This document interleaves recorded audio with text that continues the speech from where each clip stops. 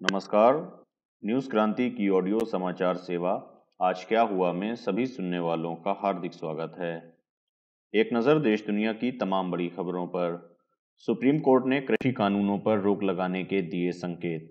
लद्दाख में पकड़े गए चीनी सैनिक को भारतीय सेना ने चीन को सौंपा। दिल्ली समेत 8 राज्यों में बर्ड फ्लू की दस्तक। टेस्ट क्रिकेट में 6000 रन पूरे करने वाले 11वें भारतीय बल्लेबाज बने चेतेश्वर पुजारा। रूस की अगले 30 दिनों में कोरोना वैक्सीन स्पुतनिक की 40 लाख खुराक तैयार करने की योजना। और इंडोनेशिया में भूस्खलन में मरने वालों की संख्या 13 पहुंची, 27 लापता। अब समाचार विस्तार से। कहते हैं ओल्ड इज गोल्ड कहलाता है, इसलिए तो कानपुर आज भी दुलारी ज्वेलर्स ग्रुप पर अपना भरोसा जताता है। दुलारी ज्वेलर्स ग्रुप, कानपुर की pure old and trusted jewellery showroom. Visit की Dulari jewellers Kidwai Nagar and Dulari jewellers Lal Bangla. उच्चतम न्यायालय ने केंद्र सरकार और किसानों के बीच बातचीत में प्रगति न होने पर सोमवार को चिंता जताते हुए केंद्र से पूछा कि क्यों न तीनों कानूनों पर रोक लगा दी जाए। मुख्य न्यायाधीश शरद अरविंद बोबडे, न्यायमूर्ति एएस बोपन्ना और न्यायमूर्ति वी रमा सुब्रमण्यम की खंडपीठ ने सुनवाई के दौरान तल्ख टिप्पणी करते हुए कहा कि क्यों न तीनों कानूनों पर उस वक्त तक रोक लगा दी जाए जब तक न्यायालय द्वारा गठित समिति इस मामले पर विचार न कर ले और अपनी रिपोर्ट ना सौंप दे। हालांकि अटॉर्नी जनरल के वेणुगोपाल ने कानूनों पर रोक की न्यायालय की सलाह पर कड़ा विरोध किया। न्यायमूर्ति बोबडे ने पूछा, आप हमें बताएं कि क्या आप किसान कानूनों पर रोक लगाते हैं या हम लगाएं? इन कानूनों को स्थगित कीजिए, इससे क्या मसला है? हम इसे आसानी से रोक लगाने के पक्ष में नहीं हैं, लेकिन हम कहना चाहते हैं कि कानूनों को फिलहाल लागू ना किया जाए। भारतीय सेना ने भूलवश भारतीय सीमा में घुस आए चीन के एक सैनिक को आज पूर्वी लद्दाख के चुशूल मोल्डो में चीनी अधिकारियों को सौंप दिया। इस सैनिक को शुक्रवार को चुशूल सेक्टर के गुरुंग पर्वतीय क्षेत्र में हिरासत में लिया गया था। सेना के एक अधिकारी ने आज बताया कि 8 तारीख को हिरासत में लिए गए चीन के एक सैनिक को आज चुशूल मोल्डो क्षेत्र में सुबह 10 बजे चीनी अधिकारियों को सौंप दिया गया। चीन का यह सैनिक संभवतः भटक कर भारतीय क्षेत्र में आ गया था। भारतीय सेना ने एक आधिकारिक वक्तव्य में कहा कि चीन के इस सैनिक को शुक्रवार सुबह हिरासत में लिया गया था। इस सैनिक के पास कुछ असैनिक तथा सैन्य दस्तावेज पाए गए थे। दिल्ली में बर्ड फ्लू ने दस्तक दे दी है। पिछले दिनों पार्कों में मृत पाए गए कौवों और बतखों की जांचों में इसकी पुष्टि हुई है। दिल्ली सरकार के पशुपालन विभाग ने मरे हुए कौवों और बतखों को जांच के लिए जालंधर की प्रयोगशाला में भेजा था। विभाग से सोमवार को मिली जानकारी के अनुसार मरे हुए कौवों और बतखों के 8 नमूनों की जांच में बर्ड फ्लू की पुष्टि हुई है। विभाग के मुताबिक संजय झील की बतख और मयूर विहार के पार के कौवों में बर्ड फ्लू पाया गया है। दिल्ली सरकार ने राजधानी में बर्ड फ्लू की आशंका में पूर्वी दिल्ली स्थित मुर्गा मंडी को 9 जनवरी को ही 10 दिन के लिए बंद करवा दिया था और जीवित पक्षियों के राजधानी में लाने पर प्रतिबंध भी लगाया गया है।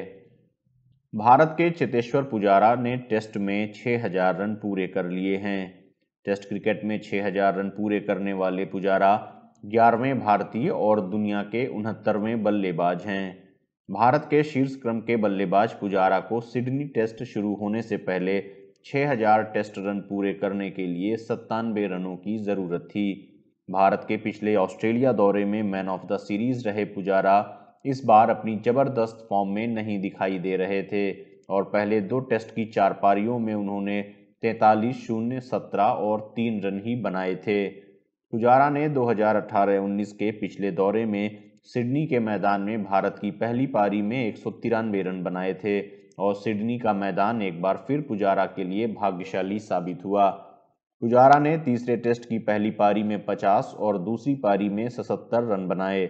इसके साथ ही 80 टेस्टों में 6000 रन भी पूरे किए। चेतेश्वर पुजारा के अब टेस्ट क्रिकेट में कुल 6030 रन हो गए हैं और उनके पास ब्रिस्बेन में होने वाले चौथे टेस्ट में गुंडप्पा विश्वनाथ से आगे निकलने का मौका है, जिन्होंने 6080 रन बनाए हैं।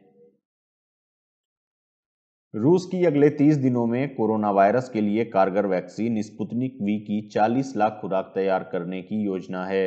वैक्सीन तैयार करने वाले अनुसंधान केंद्र के प्रमुख अलेक्जेंडर गिट्सबर्ग ने सोमवार को यह जानकारी दी। गिट्सबर्ग ने कहा, हमें उम्मीद है कि अगले 1 महीने में हम कोरोना वैक्सीन स्पुतनिक वी के 40 लाख डोज तैयार करेंगे। इंडोनेशिया के पश्चिमी जावा प्रांत में पिछले सप्ताह आए भूस्खलन में मरने वालों का आंकड़ा बढ़कर 13 तक पहुंच गया है और अभी भी 27 लोगों के लापता होने की रिपोर्ट है। देश की समाचार एजेंसी अंतरा ने यह जानकारी दी। देश में शनिवार को पश्चिमी जावा प्रांत में भारी बारिश के कारण भूस्खलन हुआ था। इंडोनेशियाई राष्ट्रीय आपदा प्रबंधन बोर्ड ने बताया था कि इस आपदा में 11 लोगों की मौत हो गई है जबकि 18 अन्य लोग घायल हुए हैं। साथ ही 25 लोगों को इस आपदा में बचा लिया गया था। गौरतलब है कि पश्चिमी जावा में इससे पहले 2020 में आए भूस्खलन में 50 से अधिक लोगों की मौत हो गई थी और 1,70,000 से अधिक लोग बेघर हुए थे। कहते हैं ओल्ड इज गोल्ड कहलाता है, इसलिए तो कानपुर आज भी दुलारी ज्वेलर्स ग्रुप पर अपना भरोसा जताता है। दुलारी ज्वेलर्स ग्रुप, कानपुर की pure old and trusted jewellery showroom. Visit के Dulari jewellers Kidwai Nagar and Dulari jewellers Lal Bangla. आज क्या हुआ में ये थी देश दुनिया की तमाम बड़ी खबरें। अन्य खबरों व विस्तृत समाचार के लिए आप newskranti.com पर लॉगिन कर सकते हैं। न्यूज़ क्रांति से आप अलग अलग social media handles Facebook, Twitter, YouTube और इंस्टाग्राम पर भी जुड़ सकते हैं। न्यूज़ क्रांति से जुड़े रहने के लिए धन्यवाद। शुभ रात्रि।